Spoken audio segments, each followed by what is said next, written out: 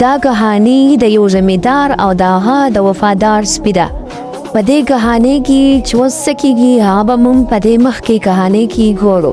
نو راځئ ملګرو چې کہانی سټارټ کړو. د پخوا وخت خبره ده چې په یو کلي کې د رحمت په نوم یو زمیندار اوسېدو.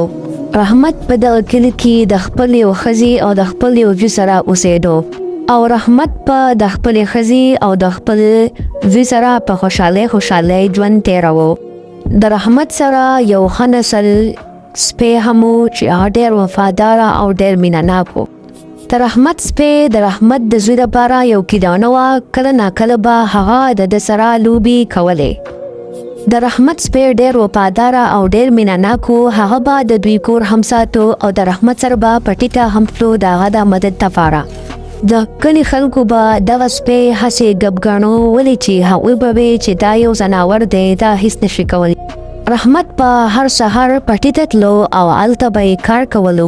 او کله چې به وزګار شو نو د سپي سره به یې په اشارو خبرې کولې. هغه داسې خبرې لکه دوی دواړه چې په یو بل په خبرو پوهېږي. یو ورځ په هغه کلي کې دا خبره ډېره مشهوره شوه چې د شپې غلا نازي او د خلکو نه قیمتي سامان وړي. یو ورځ رحمت په خپل پټي کې کار کولو چې سپی په منډه رالی. هغه ته یې ونده خبره په اشارو کلی وکړه. رحمت دغه خبرې ته ډېر خفه و، خو د هغه یو وفادار سپي هغه ټوله خبره نوټ کړه. پس د دې نه پس د ټول کور چوکیداري به د هغه سپي کوله او رحمت به په قلاره وده و. د رحمت سپي به د ورځې هم چوکیداري کوله او د شپې به هم چوکیداري کوله. هغه یو ډېر وفاداره سپی و. یو ورځ د رحمت سپي وکتله چې بهر ډېر شور او ډېر اوازونه، نو هغه زر راووتو او چاپیره یې کتل شروع کړل. کله چې هغه سپي پټي طرف ته وکته نو هغه یو دوه ډاکوان و چې په قلاره روان و. کله چې دا دوه ډاکوان رانږدې شوه نو سپي وپارې شروع کړو او هغوی منډې کړې، ولې چې هغوی یېرېده د دی نه.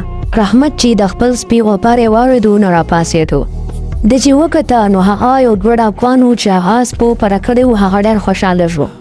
رحمت چې دا هر څه وکته نو هغه ډېر خوشحاله شو او په سترګو کې اوښکې رالې، ولې چې د هغه سپي یو غټ نقصان نه هغه بچ کړو.